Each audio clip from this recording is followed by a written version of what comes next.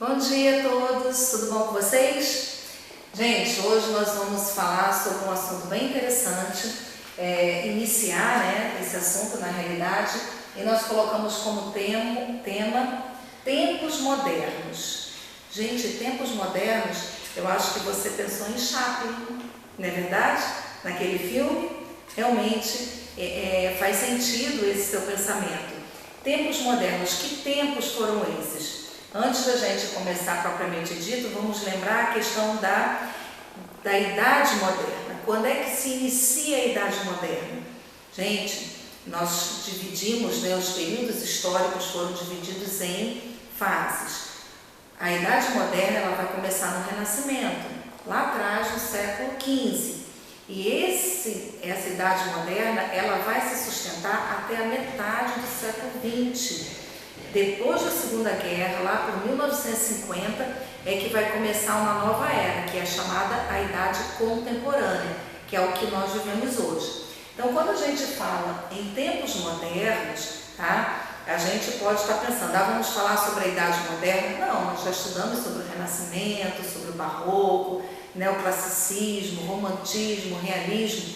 Agora nós vamos focar na virada do século XIX para o século XX. E essa virada desse século XIX para o XX é chamado de modernismo. Vamos lá? Genericamente, modernismo vai ser o conjunto de movimentos culturais e escolas de arte que vão permear esse início do século, da virada do século XIX e início do século XX até mais ou menos a primeira metade. E de 1950 para cá, nós vamos ter a Idade Contemporânea, ok? O que se baseava esse modernismo? O primeiro passo era negar as formas tradicionais. Gente, no século XIX, nós tivemos o advento da fotografia.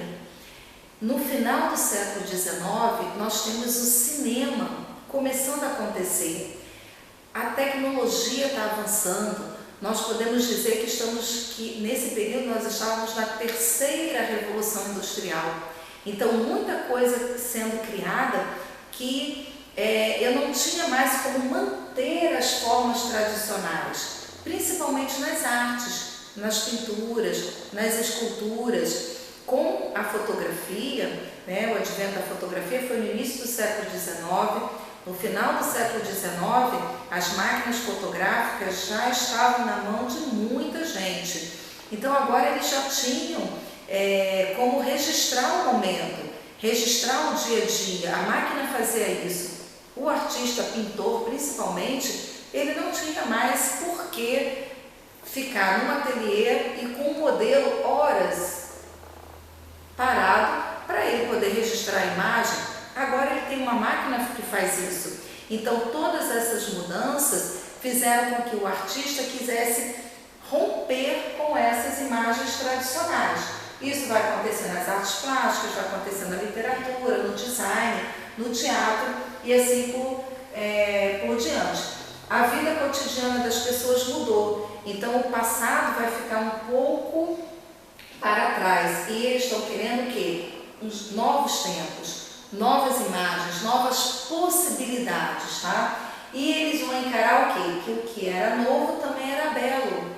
Só que aí, gente, o que era novo, o que era belo, vamos ver aqui no próximo slide, como os críticos de arte dessa época foram assim muito cruéis, porque as pessoas vão dizer assim, como que uma obra de arte como essa, 1854, é uma obra do período realista, que mostra a proporção, que mostra o dinamismo, que mostra a paisagem, mostra a técnica do pintor em representar perfeitamente a anatomia, vai ser considerado tão belo quanto uma obra abstrata, quanto uma obra que tem apenas um fundo pintado e alguns elementos azul do céu. O que tem nesse céu?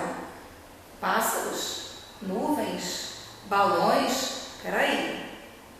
Não vai me dizer que isso aqui, uma obra abstrata, é tão bela quanto uma obra realista? É Essa foi uma das críticas que os pintores do modernismo sofreram. Mas eles vão vencer isso e vão mostrar por que eles estão fazendo as obras dessa forma.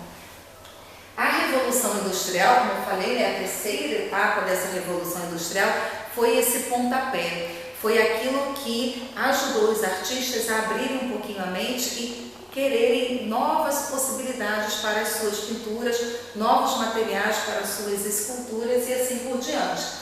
Nós temos aqui alguns registros, tá? Então, ó, em 1876, nós temos o primeiro registro do telefone. Hoje ninguém se imagina sem o seu celular, né? Mas não faz tanto tempo assim que o primeiro telefone surgiu. Em 1879, a energia elétrica, olha que avanço, né? 1886, o automóvel, que corria uma velocidade exorbitante, gente, de 40 km por hora. Sai da frente, porque você vai ser atropelado. Tudo isso, gente, mudou o pensamento do homem daquela época. Em 1906, nós temos o quê? Santo Dumont viajando no seu avião, no seu 14 bis. Então, tudo isso, gente, muda a mente. Os eletrodomésticos, né, vão surgir aí. Nós temos algumas imagens, antigamente, né, antes do ferro elétrico, nós tínhamos o ferro a carvão. Né? Esse ferro era pesado, você colocava brasas dentro dele, ele aquecia todinho para você passar roupa. Você imagina hoje passando roupa num ferro desse? Acho que não, né? A geladeira nada mais é o que? De uma caixa que guardava o gelo. Era um armazenamento de gelo.